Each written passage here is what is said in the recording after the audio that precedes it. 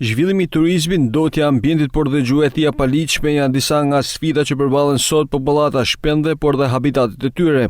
Me gjithë këto problematika, sërish situata duket e mirë, bëjnë të ditur ambientalistët. Situata me shpendët paraqitet e mirë, pavarësisht sfidave zhvillimit turizmit, të cilat kërcënojnë, le të themi, jo vetëm vetë popullatët e shpendëve, por edhe habitatet ku ato jetojnë. Ambientalistët bëjnë apel drejt institucioneve për një zhvillim të qëndrueshëm të turizmit dhe të mbrojtjen e ambientit.